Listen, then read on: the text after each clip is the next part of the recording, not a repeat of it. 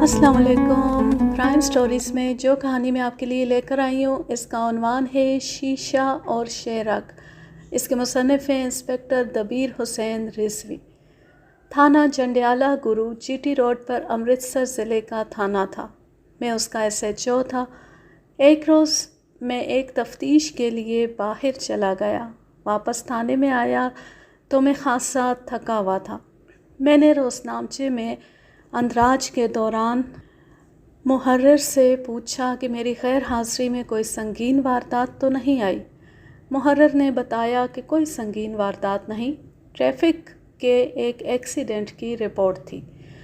محرر نے جس اکتائے ہوئے انداز میں مجھے جواب دیا اس سے مجھے اطمینان ہو گیا کہ کسی سنگین واردات کی رپورٹ نہیں آئی۔ اس نے بے پرواہی سے جواب دیا تو میں بھی بے پرواہ ہو کر اپنے گھر چلا گیا۔ تفتیش اور گھوڑے کی سواری نے بری طرح تھکا دیا تھا، مجھے آرام کی ضرورت تھی۔ اس دور میں ٹریفک کے حادثات سے لوگ ناواقف تھے۔ بسیں بہت ہی کم تھیں اور کار دیکھنے کے لیے سڑک پر بہت انتظار کرنا پڑتا تھا۔ بس کو ان دنوں لاری کہتے تھے۔ کار کسی بڑے انگریز افسر، کسی بہت بڑے جاگیردار یا کسی لکھ پتی سیٹھ کے پاس ہوتی تھی۔ یہ کاریں بڑے شہروں میں ہوتی تھیں، قصبوں اور دیہات میں کار دیکھنے میں نہیں آتی تھی۔ جی ٹی روڈ پر ٹریفک ہی نہیں ہوتی تھی، اس لیے ایکسیڈنٹ بھی نہیں ہوتے تھے۔ آج کل تو بسوں کا آپس میں ٹکرانا اور درجنوں مسافروں کا ہلاک اور زخمی ہو جانا کوئی عجیب خبر نہیں ہوتی۔ یہ بھی ایک وجہ تھی کہ میں نے ٹریفک ایکسیڈنٹ پر توجہ نہ کی۔ محرر کا انداز اور لہجہ بھی ایسا ہی تھا جس سے پتہ چلتا تھا کہ یہ کوئی قابل توجہ حادثہ نہیں۔ میں گھر چلا گیا اور میری آنکھ لگ گئی۔ میں 2-2.5 گھنٹے سویا ہوں گا۔ آنکھ کھلی تو دن کا تیسرا پہر تھا۔ میں ٹہلنے کے لیے باہر نکلا۔ گپ شپ کے لیے میں اکثر سول ہسپتال چلا جایا کرتا تھا۔ میرے کان میں کچھ تکلیف بھی تھی، میں سول ہسپتال چلا گیا۔ ان دنوں ہسپتال میں سکھ ڈاکٹر تھا، بڑا قابل آدمی تھا۔ ہسپتال میں پتہ چلا کہ ڈاکٹر ایک لاش کے پوسٹ مارٹم میں مصروف ہے۔ میں چونک اٹھا۔ میری حیرت کی وجہ یہ تھی کہ پوسٹ مارٹم کے لیے لاش پولیس بھیجا کرتی ہے، میں نے تو کوئی لاش نہیں بھیجی تھی۔ محرر کی رپورٹ کے مطابق میری غیر حاضری میں کوئی سنگین واردات نہیں ہوئی تھی، پھر یہ لاش کہاں سے آ گئی؟ میں مردہ خانے میں چلا گیا۔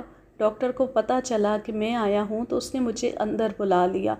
سکھ ڈاکٹر انہماک اور کاوش سے پوسٹ مارٹم کر رہا تھا۔ میں نے لاش دیکھی۔ یہ کوئی ہندو سیٹھ تھا جس کا جسم موٹا تھا، اس کی گردن کٹی ہوئی تھی اور پیٹ ڈاکٹر نے چاک کر رکھا تھا۔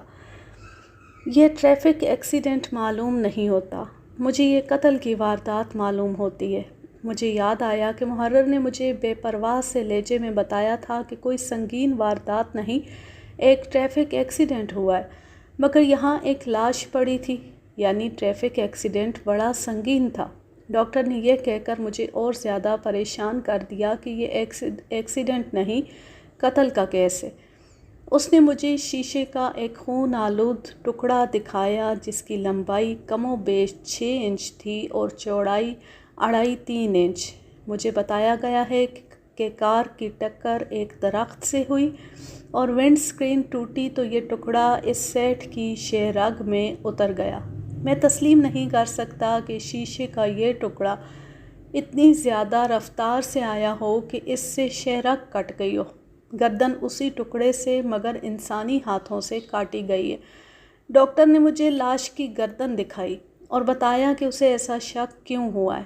زخم کی حالت بتا رہی تھی کہ گردن اسی ٹکڑے سے کاٹی گئی ہے، یہ تیز دھار آلے سے نہیں کٹی تھی۔ لمبا زخم جہاں دونوں طرف ختم ہوتا تھا وہاں ایسے نشان تھے جو ڈاکٹر کے شک کی تائید کرتے تھے۔ ایسی رائے زخم دیکھ کر ہی قائم کی جا سکتی ہے، الفاظ میں بیان کرنا ذرا مشکل ہے۔ ڈاکٹر نے اپنی رپورٹ میں لکھ دیا کہ یہ ایکسیڈنٹ کی موت نہیں، قتل کی واردات ہے۔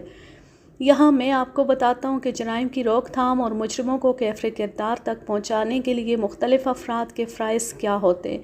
میں نے آزادی کے بعد بھی پوسٹ مارٹم ہوتے دیکھیں۔ بعض پوسٹ مارٹم یوں ہوتے دیکھے کہ ڈاکٹر صاحب لاش کے تعفن سے اور مشقت سے بچنے کے لیے مردہ خانے سے باہر بیٹھے، اندر بھنگی یا کوئی تجربے کار ملازم لاش کو چیر پھاڑ رہا ہے۔ اسے معلوم ہے کہ رپورٹ میں کیا لکھا جاتا ہے، وہ بولتا جاتا ہے اور ڈاکٹر صاحب لکھتے جاتے ہیں۔ اس طرح رسمی سی ایک کارروائی پوری کر دی جاتی ہے۔ اگر پولیس نے اسے حادثہ کہا ہے تو پوسٹ مارٹم رپورٹ بھی حادثہ ہی ظاہر کرے گی۔ میں جس کیس کی کہانی سنا رہا ہوں اسے بھی پولیس نے حادثہ کہا تھا، لیکن سکھ ڈاکٹر نے ایسی باریک بینی کا مظاہرہ کیا کہ اسے قتل کی واردات قرار دے دیا۔ میں اگر چاہتا تو ڈاکٹر سے کہہ سکتا تھا، کیوں مجھے ایک تفتیش کی چکی میں ڈالتے ہو، اسے حادثہ ہی رہنے دو۔ ڈاکٹر میرا دوست تھا، مان جاتا۔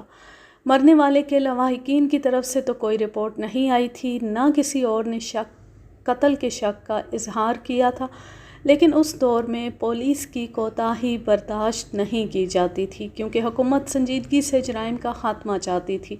پھر بھی کچھ کالی بھیڑیں موجود تھیں جو آپ اس کیس میں بھی دیکھیں گے۔ میں نے ڈاکٹر کی رپورٹ پر 302 تعزیرات ہند کے تحت کیس رجسٹر کر لیا۔ میری پریشانی یہ تھی کہ مجھے بتایا ہی نہیں گیا تھا کہ ایک سنگین حادثہ ہوا ہے۔ میرا ASI سردار نہال سنگھ تھا۔ ڈاکٹر نے مجھے یہ بھی بتایا کہ یہ لاش میری غیر حاضری میں میرے تھانے سے آئی ہے۔ میں پوسٹ مارٹم رپورٹ لے کر تھانے گیا۔ مجھے معلوم تھا کہ سردار نہال سنگھ اور محرر کے درمیان چپکلش چل رہی تھی، جس کا تعلق ان کی ترقی سے تھا۔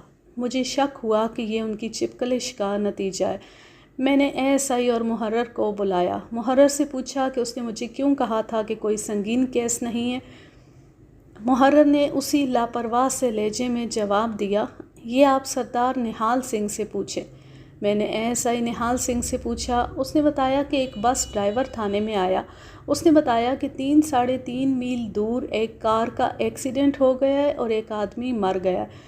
میں تھانے سے تفتیش کے سلسلے میں غیر حاضر تھا۔ نہال سنگھ نے ایک تانگا اور قصبے کے 2 آدمی گواہوں کے طور پر ساتھ لیے اور موقع پر پہنچا۔ اس نے دیکھا کہ یہ فورڈ کار تھی اور اس کا مالک ایک ہندو سیٹ تھا۔ یہ سیٹ پچھلی سیٹ پر مرا پڑا تھا، اس کی گردن کٹی ہوئی تھی اور ونڈ سکرین کا ایک تقریباً 6 انچ لمبا ٹکڑا اس کی گردن میں شہرک کے مقام پر پھنسا ہوا تھا۔ ونڈ سکرین بری طرح ٹوٹی ہوئی تھی۔ کار کا ڈرائیور مسلمان تھا۔ اس نے نہال سنگھ کو بتایا کہ وہ امرتسر سے جالندھر کی طرف جا رہا تھا۔ سڑک تنگ تھی، آگے بھوسے سے لدی ہوئی ایک بیل گاڑی آ گئی۔ ڈرائیور نے کار سڑک سے اتار کر کچے میں کر لی اور بیل گاڑی سے آگے نکلنے لگا۔ اس کی نظر آگے کی بجائے بیل گاڑی پر تھی۔ ان دنوں سڑکیں بہت تنگ ہوا کرتی تھیں۔ ڈرائیور دیکھ نہ سکا کہ سڑک کے کنارے پیپل کا ایک درخت ہے جس کا ایک ٹہن زمین سے زیادہ اونچا نہیں اور یہ کار کے راستے میں آ رہا ہے۔ یہ ٹہن کار کی ونڈ سکرین سے لگا اور اتنی زور سے لگا کہ سکرین جو ان دنوں شیشے کی ہوا کرتی تھیں اس کے ٹکڑے اڑ گئے۔ ہندو سیٹ پچھلی سیٹ پر اس پوزیشن میں بیٹھا تھا کہ اس کا سر پیچھے سیٹ پر تھا، گردن یعنی شہرک سامنے تھی اور سیٹ سویا ہوا تھا۔ ایک ٹکڑا اتنی زور سے اڑا کہ سیٹ کی گردن پر لگا۔ اس نے شہرک کاٹ دی اور سیٹ اسی وقت مر گیا۔ ASI سردار نہال سنگھ نے 174 ضابطہ فوجداری کے تحت ضابطے کی کارروائی کی اور اسے عام سی قسم کا ٹریفک ایکسیڈنٹ لکھ دیا۔ اس نے ان دونوں آدمیوں کی شہادت شامل کی جنہیں وہ اپنے ساتھ تانگے میں لے گیا تھا۔ نہال سنگھ نے مجھے یہ بھی بتایا کہ سیٹھ نے اپنی بغل میں چمڑے کا بریف کیس دبا رکھا تھا۔ نہال سنگھ کے اس بیان نے ڈاکٹر کی اس رائے کی تائید کر دی کہ سیٹھ حادثے سے نہیں مرا، قتل ہوا ہے۔ اس نے ڈرائیور کے اس بیان کو صحیح تسلیم کر لیا کہ ونڈ سکرین کا 6 انچ لمبا ٹکڑا اتنی زور سے کار کے اندر آیا کہ سیٹھ کی گردن میں اتر گیا۔ میں نے سوچا کہ یہ بم یا گرینیڈ کا ٹکڑا نہیں تھا اور رائفل یا توپ میں سے بھی فائر نہیں کیا گیا تھا۔ टहन स्क्रीन से टकराया, स्क्रीन कई टुकड़ों में टूटी और टुकड़े उड़े। उनमें से किसी एक की भी रफ्तार इतनी ज़्यादा नहीं हो सकती थी कि शेरग काट कर उसमें फंस जाता। अगर ऐसा हुआ ही था तो टुकड़े की रफ्तार राइफ़ल से निकली हुई गोली जितनी होनी चाहिए थी, इतनी ज़्यादा की रफ्तार नामुमकिन थी। शेरग इतनी कच्ची नहीं होती। अगर शेरग काटी गई थी तो ये नामुमकिन था कि सेठ ने चमड़े का जो बैग अपनी बगल में दबा रखा था वो उसकी बगल में दबा रहता। आपने बकरे को ज़बह होते देखा है? पूरी गर्दन कट जाने के बाद भी बकरा बहुत देर तक तड़पता रहता है। सेठ ने मरने से पहले बैग बगल में दबा रखा होगा क्योंकि उसमें रकम होगी। वो ताजिर था। इसके साथ ही मेरे जहन में ये सवाल आया कि सेठ फ़ौरन नहीं मरा होगा। फौरी मौत खारिज अज़ बहस थी। फिर ड्राइवर ने उसे बचाने की क्या कोशिश की। कार का इंजन बिल्कुल ठीक था। वो सेठ को करीबी अस्पताल जंडियाला गुरु क्यों न ले आया? उसे वहीं क्यों मरने दिया? ड्राइवर से मुझे ख़याल आया कि वो कहाँ है, कार कहाँ है। उसे निहाल सिंह ने वहीं से क्यों फ़ारिग कर दिया? एक इंसानी जान ज़ाया हो गई थी। हो सकता था ड्राइवर बहुत तेज़ और लापरवाही से कार चला रहा हो। ड्राइवर को पोस्टमार्टम के बाद फ़ारिग करना था। मैंने अस्पताल में कार और ड्राइवर को नहीं देखा था। निहाल सिंह से पूछा तो उसने कहा कि चूँकि ये एक्सीडेंट था और इस कार को किसी दूसरी गाड़ी ने टक्कर नहीं मारी थी, इसलिए ड्राइवर को रोके रखने की ज़रूरत नहीं थी। सेठ की लाश निहाल सिंह तांगे में ले आया और पोस्टमार्टम के लिए अस्पताल भेज दी। ड्राइवर के मुतालिक उसने कहा कि ज़रूरत पड़ी तो उसे तलब किया जा सकता है। उसने उसका पता ले लिया था। मुझे ये ख़याल भी आया कि इर्द गिर्द के देहाती तमाशा देखने पहुँच गए होंगे। इस ख़याल से मैंने निहाल सिंह से पूछा कि उसने गवाह कैसे बनाया और ये कौन लोग हैं। पता चला कि गवाह वही 2 आदमी हैं जिन्हें वो साथ ले गया था और ये दोनों उसके दोस्त थे। उसने तमाशाइयों में से किसी को गवाह नहीं बनाया।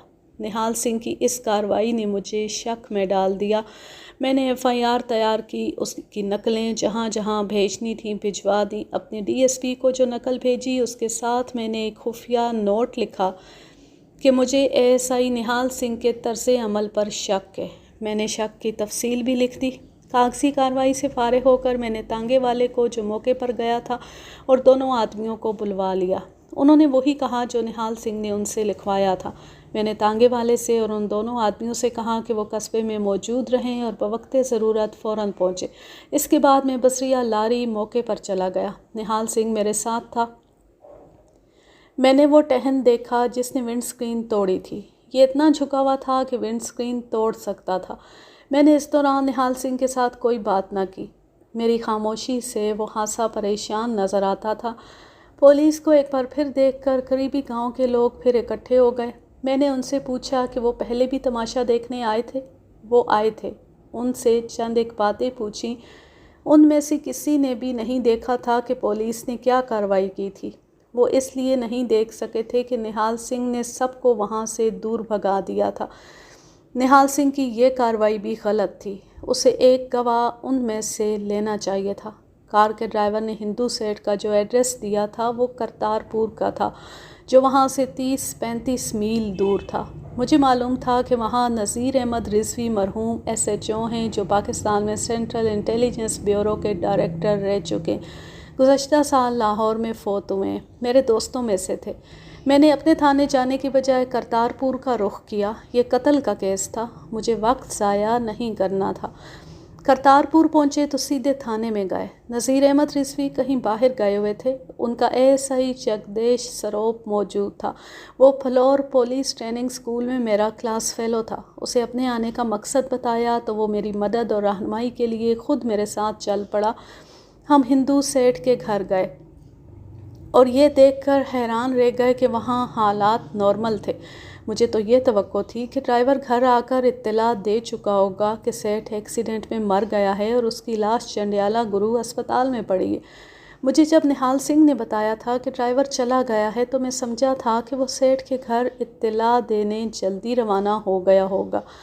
यहाँ मेरे सामने ये सवाल भी आया कि अगर निहाल सिंह ने इस केस में कोई गड़बड़ की थी तो उसने लाश पोस्टमार्टम के लिए क्यों रख ली? ड्राइवर से ये क्यों ना कहा कि वो लाश ले जाए? मुझे इन सवालों के जवाब तलाश करने थे। सेठ के घर खामोशी देखकर یقین ہو گیا کہ ڈرائیور واپس نہیں آیا۔ میں نے گھر والوں سے سیٹھ کی موت چھپا لی اور پوچھا کہ سیٹھ صاحب کہاں ہیں؟ جواب ملا کہ امرتسر گئے ہوئے ہیں۔ گھر والے پولیس کو دیکھ کر گھبرائے۔ میں نے انہیں یہ کہہ کر تسلی دی کہ سیٹھ صاحب سے ملنا ہے، گھبرانے کی کوئی بات نہیں۔ میں نے پوچھا کہ سیٹھ صاحب امرتسر کیوں گئے ہیں؟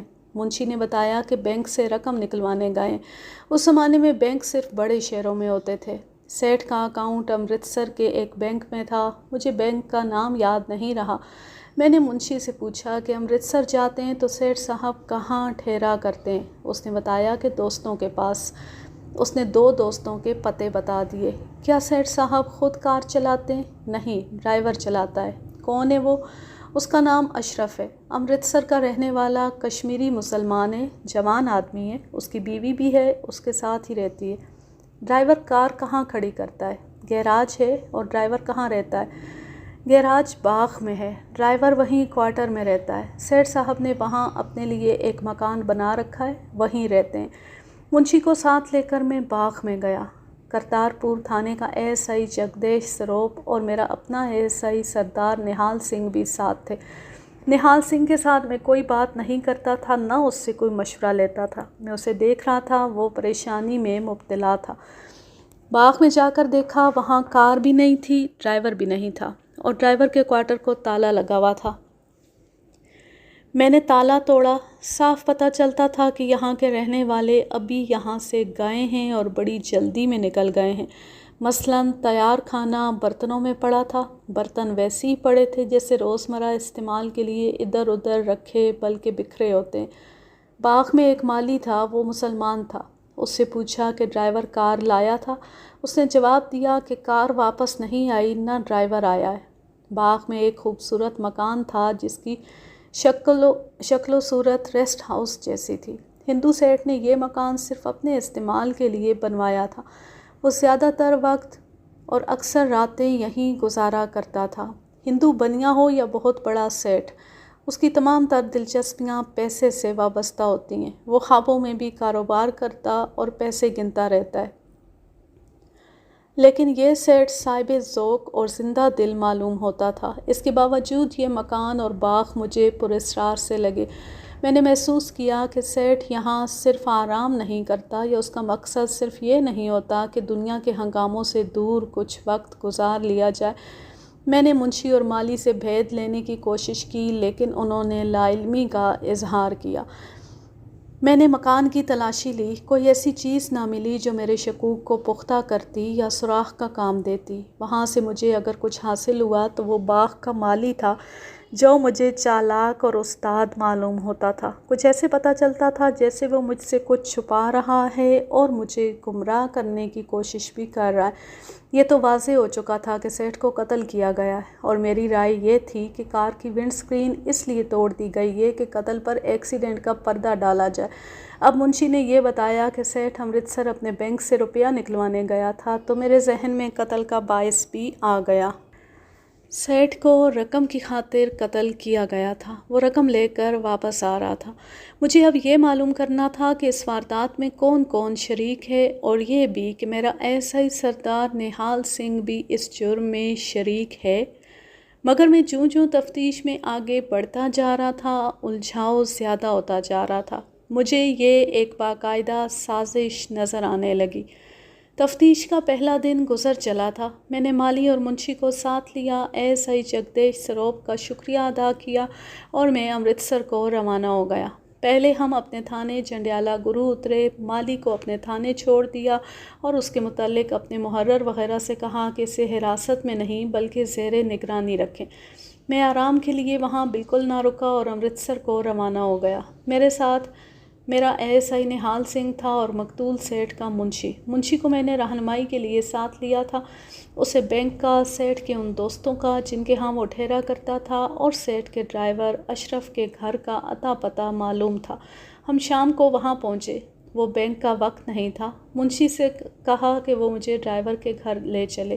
اس نے مجھے ڈرائیور کے گھر پہنچا دیا۔ دستک دی تو ایک بوڑھے آدمی نے دروازہ کھولا۔ 2 تھانے داروں کو دیکھ کر بوڑھا سخت گھبرایا۔ میں نے اسے تسلی دی اور اندر اس کے صحن میں جا بیٹھے۔ اندر ایک بڑھیا تھی جو نابینا تھی، یہ اشرف کی ماں تھی اور بوڑھا اس کا باپ۔ ان سے پتہ چلا کہ اشرف ان کا اکلوتا بیٹا ہے۔ اس نے ڈرائیونگ سیکھ لی تھی اور کسی نے اسے سیٹھ کے ہاں ملازمت دلوا دی تھی۔ یہ بوڑھا اپنی جوانی میں کشمیر سے آیا اور امرتسر میں آباد ہو گیا تھا۔ اب اشرف اپنے ماں باپ کا واحد سہارا تھا۔ اشرف کے متعلق پتہ چلا تھا کہ سیٹھ کے باغ میں اپنی بیوی کے ساتھ رہتا ہے۔ میں دیکھنے گیا تو وہ بیوی سمیت غائب تھا۔ میں نے اس کی بیوی کے گھر کا پتہ معلوم کرنے کے لیے اشرف کے باپ سے پوچھا کہ اشرف کی شادی کہاں سے کرائی تھی۔ باپ کی بجائے ماں نے جذباتی لہجے میں کہا، ہم تو اس روز کے لیے زندہ ہیں جس روز ہمارا بیٹا سہرا باندھے گا۔ باپ نے کہا، ہم کب کے مر چکے ہوتے، اشرف کی دلہن دیکھنے کے لیے زندہ ہیں۔ تو کیا اشرف کی شادی نہیں ہوئی؟ نہ جی، ابھی نہیں۔ میں نے منشی کے منہ کی طرف دیکھا۔ منشی نے ہی بتایا تھا کہ اشرف باغ کے ایک کوارٹر میں اپنی بیوی کے ساتھ رہتا ہے۔ منشی کے چہرے پر حیرت کا بڑا صاف تاثر تھا، جیسے وہ ہکا بکا رہ گیا۔ دو صورتیں ہو سکتی تھیں، ایک یہ کہ اشرف نے اپنے ساتھ جسے رکھا تھا وہ اس کی بیوی نہیں تھی، دوسری یہ کہ اگر اس کی بیوی ہے تو اس نے اپنے ماں باپ سے چھپا کر رکھی ہوئی ہے۔ بہرحال میں نے بوڑھے اور بڑھیا سے اس سلسلے میں اور کچھ بھی نہ پوچھا اور انہیں کچھ پتہ بھی نہ چلنے دیا۔ اشرف کب گھر آیا تھا؟ رات کو آیا تھا، کہتا تھا سیٹھ کو لے کر آیا، صبح سویرے چلا گیا۔ یہ آج صبح کی بات ہے، اس کے بعد تو نہیں آیا؟ نہیں، وہ سیٹھ کو لے کر کرتارپور چلا گیا ہوگا، ہمیں تو یہی بتا کر گیا ہے۔ یہاں تمہارے کوئی رشتہ دار بھی ہوں گے؟ کوئی نہیں، ہم کشمیر سے آئے تھے، لکڑیوں کا ٹال تھا، اب بڑھاپا کوئی کام نہیں کرنے دیتا۔ میں معلوم کرنا چاہتا تھا کہ اشرف اور کہاں جا سکتا ہے۔ بوڑھا اور بڑھیا گھبرائے ہوئے بار بار پوچھتے تھے کہ ہم ان کے بیٹے کے متعلق کیوں تحقیقات کر رہے ہیں۔ میں نے انہیں تسلی دی اور اصل مسئلے سے بے خبر رکھا اور وہاں سے نکل آئے۔ رات امرتسر میں گزاری۔ صبح سیٹھ کے بینک گئے، مینیجر سے ملے، اس سے پوچھا کہ سیٹھ نے کچھ رقم نکلوائی تھی۔ مینیجر نے ریکارڈ منگوا کر دیکھا اور ہمیں بتایا کہ سیٹھ کل 10,000 روپیہ نکلوا کر لے گیا ہے۔ میں نے چیک نکلوا کر دیکھا، متعلقہ کلرک اور خزانچی کے بیان لیے، شہادت ریکارڈ کی اور جنڈیالہ گرو روانہ ہو گئے۔ میں نے سیٹھ کے کسی ایسے دوست کو ملنے کی ضرورت نہ سمجھی جس کے ہاں اس نے رات گزاری تھی۔ میں نہال سنگھ کا رد عمل خاص طور پر نوٹ کر رہا تھا، اس کے چہرے پر پریشانی کا تاثر گہرا ہوتا جا رہا تھا۔ میں جب بینک میں شہادت ریکارڈ کر رہا تھا اس وقت خاص طور پر نہال سنگھ کو دیکھا، اس کا رنگ پیلا پڑ گیا تھا۔ میں امرتسر سے واپس اپنے تھانے جنڈیالہ گرو میں آ گیا۔ سیٹھ کے منشی کو میں نے اپنے ساتھ ہی رکھا، مالی بھی تھانے میں تھا۔ میں اسے الگ کمرے میں لے کر بیٹھ گیا، اسے کہا کہ وہ جو کچھ مجھ سے چھپا رہا ہے بتا دے، مگر وہ بالکل ہی معصوم اور بھولا بھالا بنا رہا۔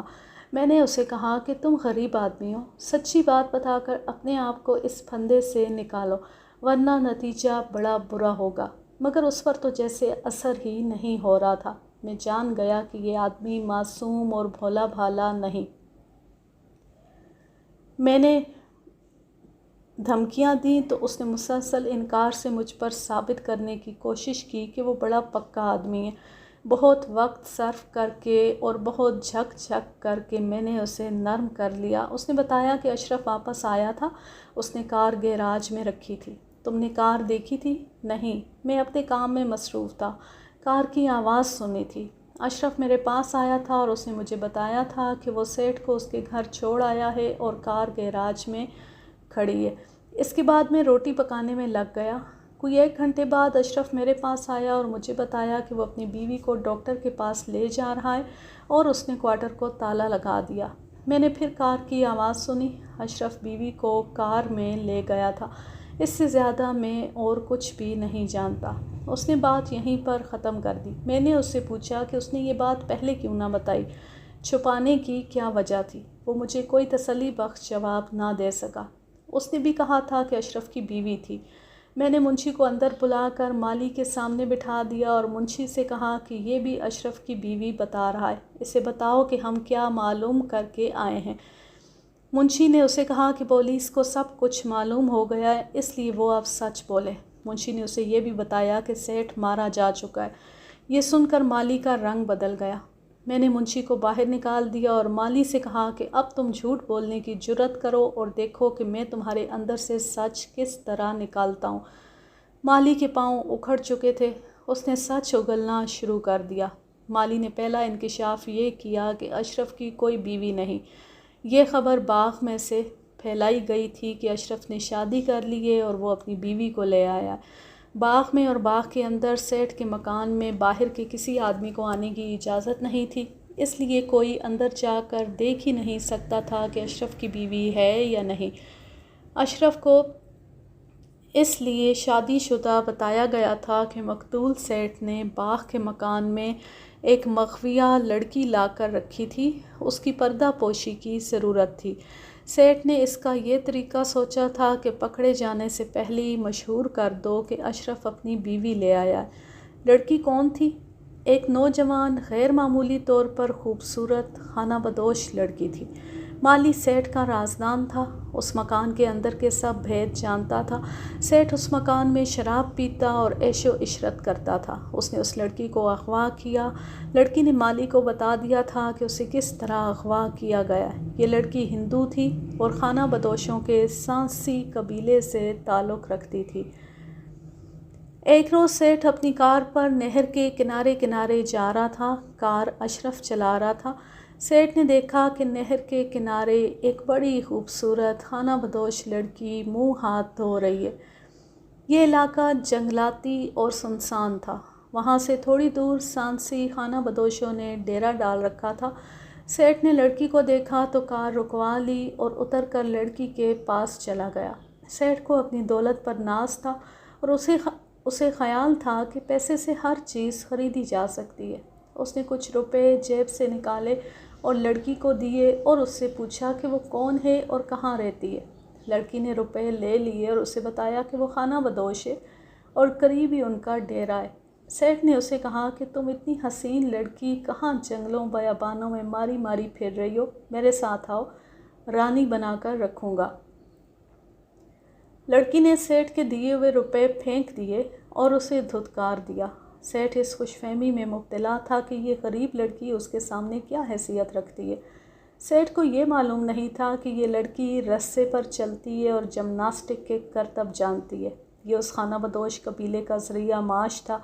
سیٹھ نے لپک کر لڑکی کو بازو سے پکڑا۔ لڑکی نے نہ صرف اپنا بازو چھڑا لیا بلکہ سیٹھ کے منہ پر تھپڑ مارا۔ لڑکی بھاگی نہیں۔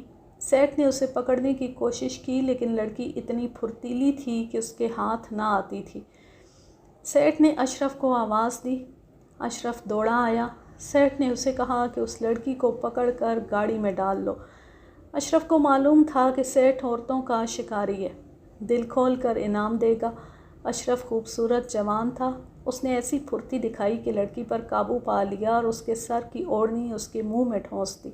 سیٹھ اور اشرف نے مل کر لڑکی کو گھسیٹا اور کار میں ڈال دیا۔ سیٹھ نے اشرف سے کہا کہ باغ میں لے چلو۔ اشرف نے کار چلائی اور کرتارپور واپس آ کر لڑکی کو باغ والے مکان میں لے گئے۔ مالی سیٹھ کا رازدان تھا۔ اس نے سیٹھ کا وہ سلوک دیکھا جو اس نے لڑکی کے ساتھ کیا تھا۔ اس نے لڑکی کو اس مکان میں بند کر دیا اور اسے کہا کہ اسے یہاں سے کوئی بھی رہا نہیں کرا سکتا اور نہ کسی کو پتہ چل سکتا ہے کہ یہاں کوئی لڑکی قید ہے، لہٰذا وہ سیٹھ کو قبول کر لے ورنہ وہ یہاں سے زندہ نہیں نکل سکے گی۔ لڑکی نے سیٹھ سے کہا کہ وہ مر جائے گی لیکن اسے قبول نہیں کرے گی۔ سیٹھ نے اس پر کسی قسم کا تشدد نہ کیا سوائے اس کے کہ اسے قید میں رکھا۔ اس نے لڑکی کے لیے عمدہ کپڑے سلوائے اور اسے نہایت عمدہ کھانا کھلانے لگا اور اس طرح اس پر عملاً ثابت کرنے لگا کہ وہ اسے رانی بنا کر رکھے گا۔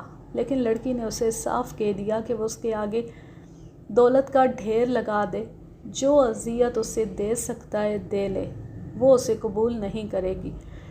یہ بظاہر حیران کن ہے کہ ایک خانہ بدوش لڑکی دولت کو ٹھکرا رہی تھی اور وہ محل کو لات مار کر جنگل میں اپنے خیمے میں واپس جانے کو تڑپ رہی تھی۔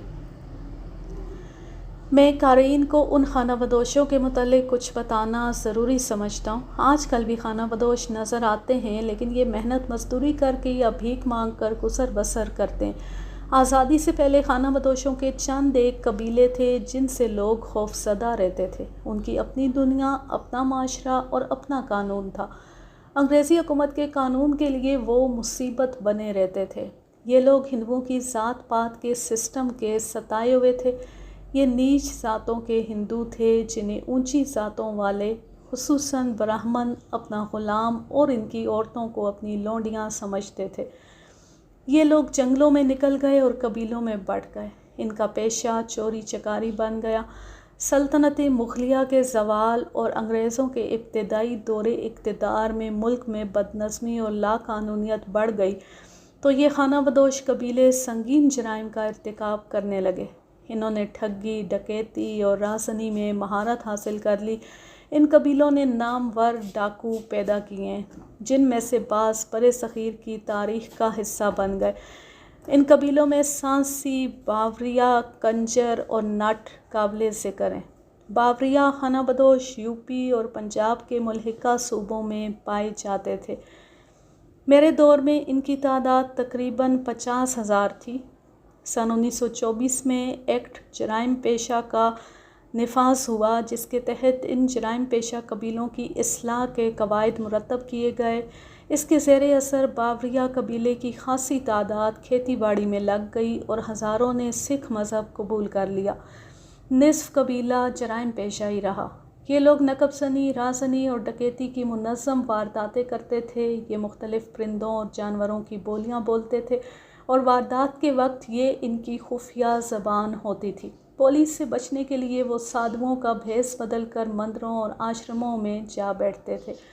کنجر اور نٹ قبیلے تقریباً ایک جیسے تھے۔ خانہ بدوش رہتے تھے۔ ان کی عورتیں بد چلن ہوتی تھیں۔ یہ قبیلے دیہات اور قصبوں کے قریب جا ڈیرے ڈالتے اور ان کی عورتیں جو خاصی خوبصورت ہوتی تھیں جاگیرداروں اور سیٹھوں کے ساتھ مراسم پیدا کر کے ان کے گھروں کے بھید لے لیتی اور اپنے مردوں کی رہنمائی کر کے نقب زنی کراتی تھیں۔ یہ لوگ اپنے پاس دیسی ساخت کا اسلحہ بھی رکھتے تھے اور رازنی کرتے تھے۔ اکثر اوقات پولیس پارٹی ان کے ڈیروں پر چھاپے مارا کرتی تھی۔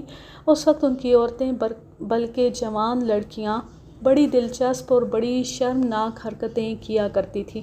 ان کی کوشش ہوتی تھی کہ پولیس کو بہکایا جائے۔ ان کا دوسرا حربہ یہ ہوتا تھا کہ کسی پولیس آفیسر کو بیان دیتے دیتے شور و غل بپا کر دیتی تھیں کہ اس نے ان کی عزت پر ہاتھ ڈالا ہے۔ مختصر یہ کہ کوئی پولیس آفیسر ہی ان کے قریب جاتا تھا۔ ایک قبیلہ سانسی کہلاتا تھا۔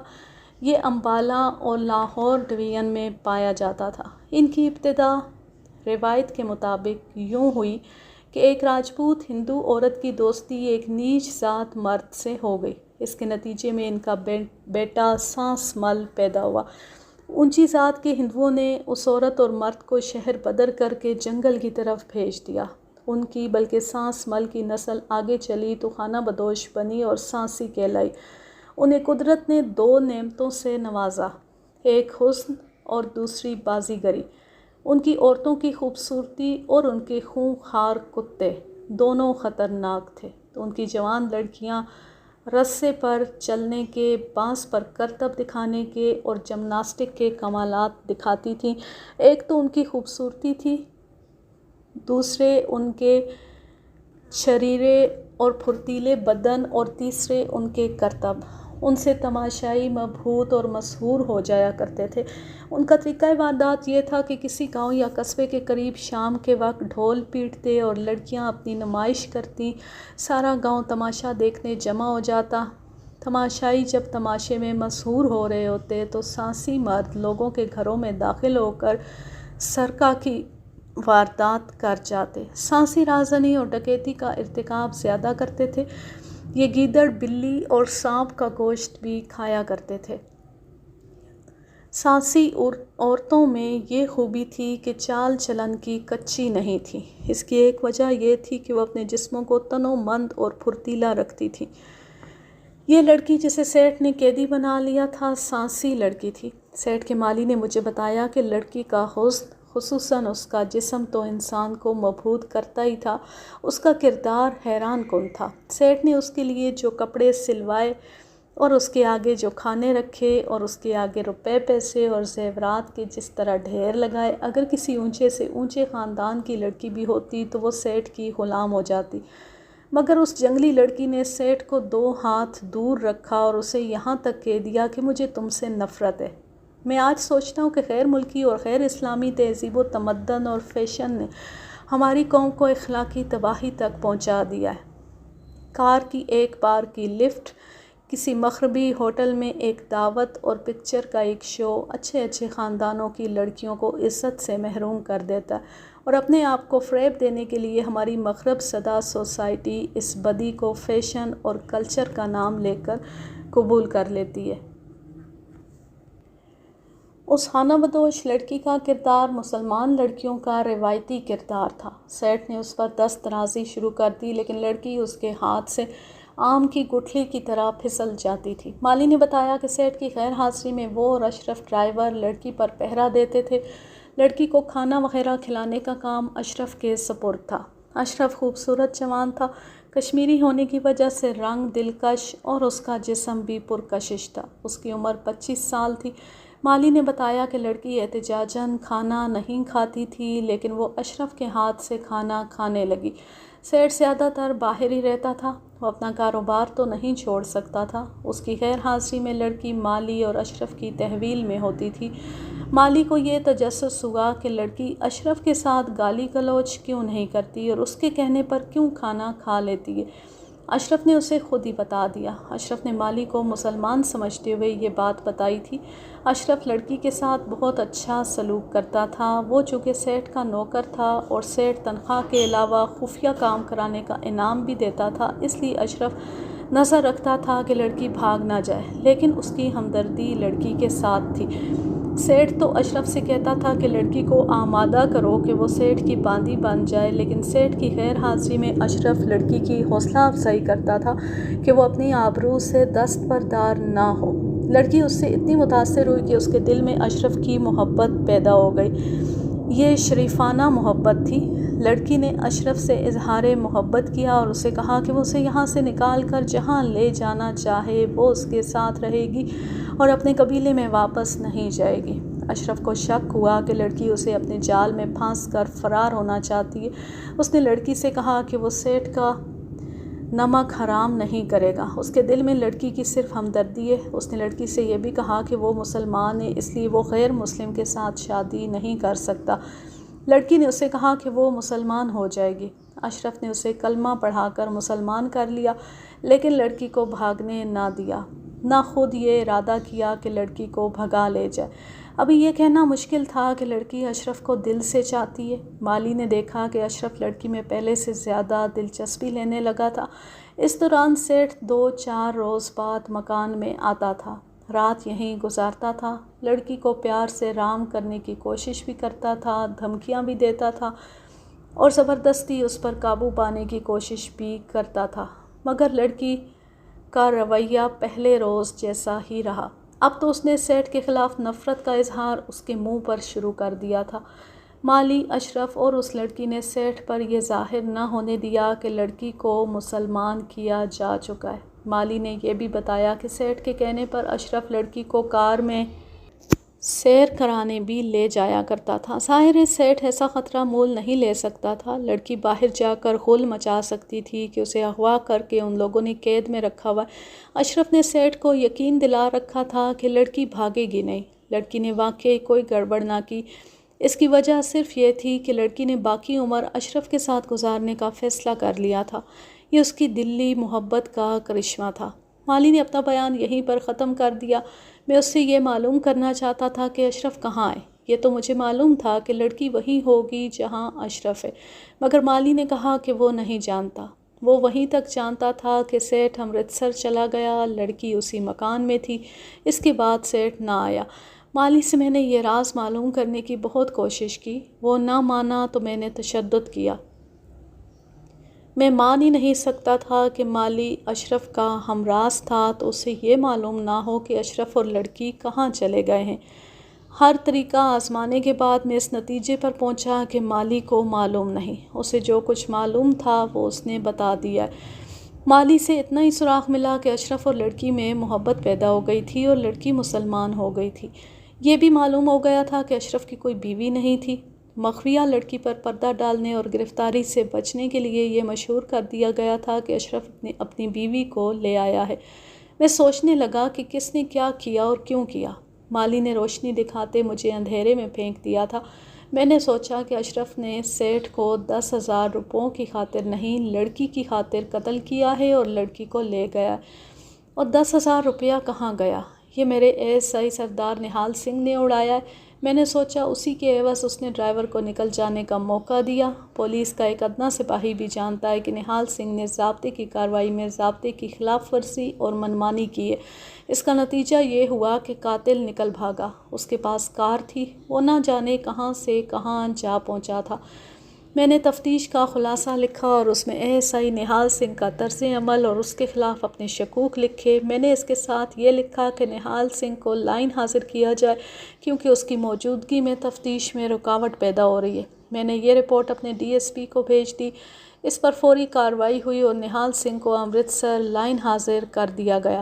میں نے دوسری کارروائی یہ کی کہ سیٹھ کی کار کی تلاشی کے لیے اشتہار شور و غوغا تیار کیا اور ضلع کے تمام تھانوں میں بھجوانے کا انتظام کیا۔ اس میں کار کا ماڈل، رنگ، نمبر اور دیگر تفصیلات لکھیں جن سے کار پہچانی جا سکتی تھی۔ اس زمانے میں کسی کار کی تلاش مشکل کام نہیں تھا۔ کاریں بہت ہی کم تھیں۔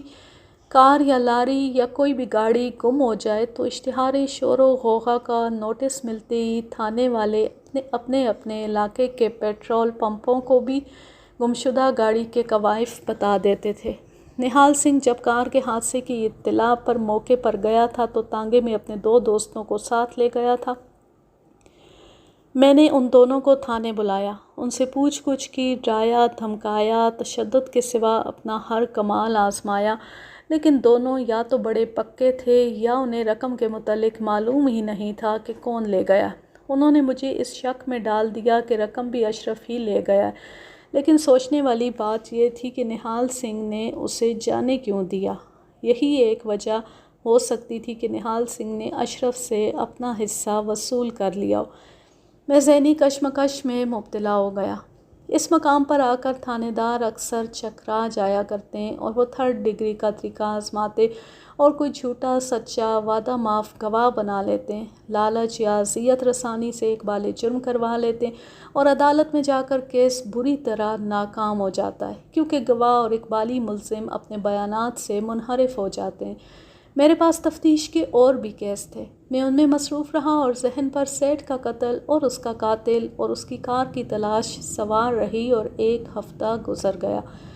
ایک روز جنڈیالہ گرو یعنی میرے ہی قصبے کے پیٹرول پمپ کا مالک تھانے میں آیا۔ اس نے بتایا کہ گمشدہ کار اس کے پمپ پر آئی ہوئی ہے۔ اس نے پیٹرول پمپ والوں کو پہلی کار کے متعلق اطلاع دے رکھی تھی۔ میں دوڑتا ہوا پہنچا۔ پمپ زیادہ دور نہیں تھا۔ کار کو پمپ والوں نے کسی بہانے روک رکھا تھا۔ میں نے کار دیکھی، ونڈ سکرین سلامت تھی، ڈرائیور اشرف نہیں تھا، کار اسی نمبر کی تھی۔ میں نے رجسٹریشن دیکھی، اس پر سیٹھ کا نام تھا۔ کار میں ایک ہندو تھا۔ اس نے بتایا کہ اس نے چند دن گزرے کار خریدی ہے اور اس کا پہلا مالک مقتول سیٹھ ہی تھا۔ نیا مالک لدھیانہ کا رہنے والا تھا اور مقتول کو اچھی طرح جانتا تھا۔ میں کار اور اس ہندو کو تھانے لے آیا۔ ہندو نے بتایا کہ مقتول کا ڈرائیور اشرف لدھیانہ گیا اور اسے ملا تھا۔ اس نے کہا تھا کہ سیٹھ کار بیچ رہا ہے اور اس نے اشرف کو اختیار دے دیا ہے کہ وہ اسے بیچ دے۔ وجہ یہ بتائی کہ سیٹھ اس ماڈل سے اکتا گیا ہے۔ ہندو نے بتایا کہ کار کی ونڈ سکرین ٹوٹی ہوئی تھی۔ اس نے اشرف سے کار سستے داموں خرید لی۔ کار کے اندر کہیں خون کا نشان تھا؟ نہیں، اس نے ایسا کوئی نشان نہیں دیکھا۔ میں نے پچھلی سیٹ پر، نیچے اور ہر طرف سے دیکھا، مجھے خون کا نشان بھی نہ ملا۔ مجھے خیال آیا کہ اشرف ایسا احمق تو نہیں ہو سکتا تھا کہ خون آلود کار کسی کے ہاتھ بیچتا۔ ہندو نے بتایا کہ اسے معلوم نہیں تھا کہ کار کی فروخت میں کوئی گڑبڑ ہے، اسی لیے وہ بے خوف ہو کر لیے پھرتا تھا۔ وہ لاہور جا رہا تھا اور جنڈیالہ گرو پیٹرول لینے رکا تھا۔ میں نے کار کا فرد سپردگی نامہ لکھوایا۔ ہندو سے کہا کہ کار کی جب بھی ضرورت پیش آئے وہ فوراً کار پیش کرے گا۔ یہ ہندو اب میرا گواہ تھا۔ اب میری رائے بدل گئی۔ میں نے سوچا کہ کار کے پیسے اشرف لے گیا ہے اور 10,000 روپیہ نہال سنگھ نے اڑا لیا، مگر سوال تو یہ تھا کہ اشرف گیا کہاں؟ میں امرتسر چلا گیا۔ میں نے سوچا یہ تھا کہ اشرف اپنے ماں باپ کو پیسے بھیجتا رہتا ہے، وہ جہاں بھی گیا اپنے ماں باپ کو نہیں بھولے گا۔ ہو سکتا ہے وہ ملک کے کسی دور دراز گوشے میں چلا گیا ہو، جہاں کے متعلق اسے یہ خوش فہمی ہو کہ اسے کوئی نہیں پکڑ سکے گا۔ کار اس نے بیچ ڈالی تھی، یہ اس کی سب سے بڑی نشانی تھی جس سے وہ آزاد ہو گیا تھا۔ مجھے توقع تھی کہ وہ اپنے بوڑھے ماں باپ کو وہاں بلا لے گا۔ میں نے اس کے متعلق یہ اس لیے سوچا تھا کہ وہ بے شک قتل کر بیٹھا تھا لیکن بد کردار نہیں تھا۔ اگر ایسا ہوتا تو وہ مغویہ خانہ بدوش لڑکی کو مسلمان نہ کرتا، اسے سیٹھ کے مکان میں پڑا رہنے دیتا اور بدی کا ارتکاب کرتا رہتا۔ مالی کے بیان کے مطابق اس نے لڑکی کو نماز بھی پڑھا کر یاد کرا دی تھی۔ مالی کی بھی یہی رائے تھی کہ اشرف چال چلن کا برا نہیں۔ مجھے یہ توقع تھی کہ وہ اپنے ماں باپ کو بے یار و مددگار نہیں چھوڑے گا۔ مجھے خیال آ گیا تھا کہ اشرف کے گھر والے علاقے کے ڈاک خانے کا پوسٹ ماسٹر میرے ملنے والوں میں سے۔ میں امرتسر جا کر اس سے ملا اور اسے اشرف کے گھر کا ایڈریس نوٹ کرا کے کہا کہ اس پتے پر اشرف کا کوئی خط آئے تو مجھے جنڈیالہ گرو بذریعہ فون اطلاع کر دے۔ وقت گزرتا گیا اور میں پہلے غلام محمد کی اطلاع کا انتظار کرتا رہا، پھر میں مایوس ہو گیا۔ 2-3 بار غلام محمد کو فون کر کے پوچھا، اس نے ہر بار یہی جواب دیا کہ اشرف کا کوئی خط نہیں آیا۔ 2 مہینے گزر گئے تو غلام محمد کا فون آ گیا۔ اس نے بتایا کہ اشرف کا اپنے باپ کے نام 100 روپے کا منی آرڈر آیا ہے۔ غلام محمد نے منی آرڈر روک لیا تھا۔ میں اسی وقت امرتسر کو روانہ ہو گیا۔ منی آرڈر دیکھا، اس پر اشرف کا ایڈریس بھی لکھا ہوا تھا۔ یہ بمبئی کا ایڈریس تھا۔ جس ڈاک خانے سے منی آرڈر کیا گیا تھا اس کی مہر بڑی صاف تھی۔ میں نے باقاعدہ تحریر دے کر منی آرڈر فارم لے لیا اور غلام محمد کو گواہ بنا لیا۔ مجھے اب بمبئی جانا تھا۔ مجھے انسان کی حیثیت سے خیال آ گیا کہ اشرف کے بوڑھے ماں باپ اس کے پیسوں کا انتظار کر رہے ہوں گے۔ ان کے پیسے آئے تو ان پر پولیس قابض ہو گئی۔ میں بتا نہیں سکتا تھا کہ یہ 100 روپیہ انہیں کب ملے گا، اور یہ بوڑھے جو بیٹے کے محتاج ہیں نہ جانے کس حال میں رہیں۔ جرم ان کے بیٹے نے کیا تھا، اس میں اس کے ضعیف ماں باپ شریک نہیں تھے۔ انہیں ناکردہ گناہ کی سزا سے بچانے کے لیے میں ان کے گھر چلا گیا۔ ان سے پوچھا کہ اشرف آیا تھا یا نہیں۔ اس کے باپ نے پریشانی کا اظہار کیا کہ اشرف نہیں آیا، اس کا خط بھی نہیں آیا، پیسے بھی نہیں آئے۔ اتنے عرصے میں وہ سیٹھ کو لے کر بھی امرتسر نہیں آیا تھا، وہ تو آتا ہی رہتا تھا۔ بوڑھا ایک تو اس لیے پریشان تھا کہ اتنے عرصے سے اشرف گھر نہیں آیا تھا۔ میں نے اپنی جیب سے بوڑھے کو 100 روپیہ دے کر کہا کہ یہ رقم اشرف نے بھیجی ہے اور اس کے متعلق وہ پریشان نہ ہو۔ میں نے شناخت کے لیے سیٹھ کے منشی کو کرتارپور سے بلا کر ساتھ لیا اور بمبئی چلا گیا۔ جس ڈاک خانے سے منی آرڈر کیا گیا تھا وہ بمبئی کے اس وقت کے جے ہسپتال کے قریب تھا۔ وہاں ایڈریس دکھا کر اشرف کے گھر کی رہنمائی حاصل کی۔ مکان پر پہنچے تو اشرف اور لڑکی گھر پر مل گئے۔ لڑکی کے حسن کے متعلق جو کچھ سنا تھا وہ اس سے زیادہ حسین نکلی۔ اس کی عمر 17-18 سال تھی۔ اشرف بھی، جس کی عمر 26 سال تھی، خوبرو بلکہ دلکش جوان تھا۔ اس نے بمبئی میں ایک پارسی کی ڈرائیوری کی ملازمت کر لی تھی۔ اشرف واقعی بد کردار نہیں تھا۔ میں نے اس سے پوچھا کہ اس نے سیٹھ کو قتل کیا اور اس لڑکی کو بھگا لایا ہے۔ اس نے جھوٹ نہیں بولا، صاف کہہ دیا کہ وہ سیٹھ کو قتل کر کے لڑکی کو لے آیا ہے۔ البتہ لڑکی نے واویلا بپا کر دیا۔ وہ کہتی تھی کہ وہ سیٹھ کی کچھ نہیں لگتی۔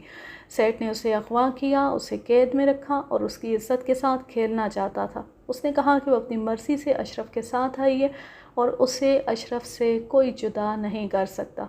اگر میں تھانے دار نہ ہوتا تو میں اسے اشرف سے کبھی جدا نہ کرتا۔ قدرت کے اس شاہکار کو دیکھ کر مجھے بہت افسوس ہوا۔ ان پر پھانسی کے پھندے کا سایہ مجھے صاف نظر آ رہا تھا، مگر میں ان کی کوئی مدد نہیں کر سکتا تھا۔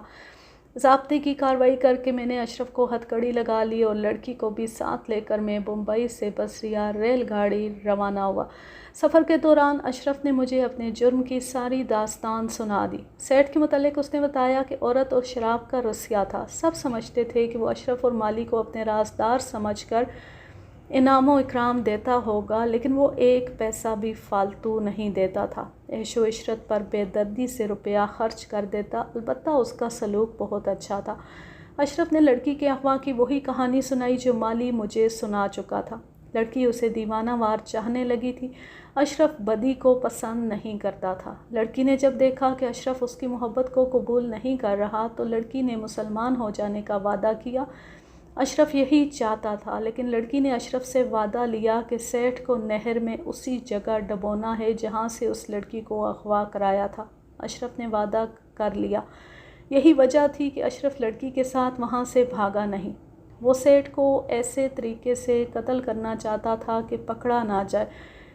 چونکہ اس کی فطرت میں جرم کا رجحان کبھی پیدا ہی نہیں ہوا تھا، اس لیے اسے سمجھ نہیں آ رہی تھی کہ وہ قتل جیسا بھیانک جرم کس طرح کرے گا۔ سوچ سوچ کر اس نے قتل کا ارادہ ذہن سے نکال دیا۔ اشرف نے مجھے بتایا کہ اس کے ماں باپ اسے کہتے تھے کہ وہ شادی کر لے۔ اس کی اندھی ماں اسے کہا کرتی تھی کہ وہ اس روز کے لیے زندہ ہے جس روز اشرف دولہا بنے گا۔ اشرف جلدی شادی کرنا چاہتا تھا، لیکن اس کے پاس پلے کچھ بھی نہیں تھا۔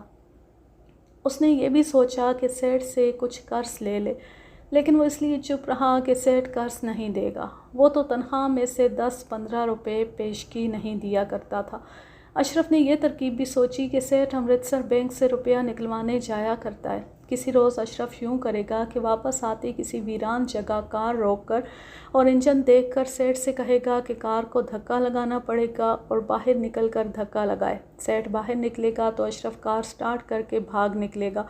رقم تو کار میں ہی ہوگی۔ وہ بمبئی چلا جائے گا اور کچھ عرصے بعد ماں باپ کو بھی وہیں بلا لے گا، پھر شادی کر لے گا۔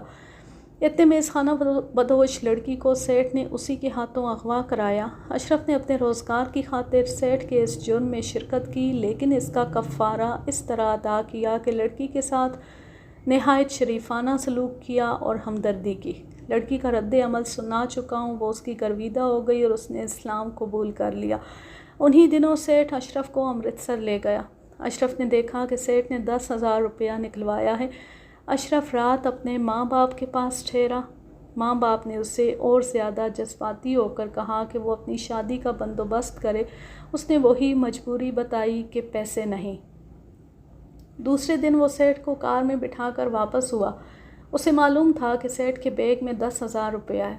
راستے میں جنڈیالہ گرو سے 3-3.5 میل دور سڑک پر بھوسے سے لدی ہوئی ایک بیل گاڑی آ گئی۔ اشرف نے کار گزارنے کے لیے کار دائیں ہاتھ کی اور اچانک پیپل کے درخت کا ایک ٹہن کار کی ونڈ سکرین سے ٹکرا گیا۔ رفتار تیز تھی۔ ونڈ سکرین ایسی ٹوٹی کہ اس کے ٹکڑے گولیوں کی طرح کار کے اندر آئے۔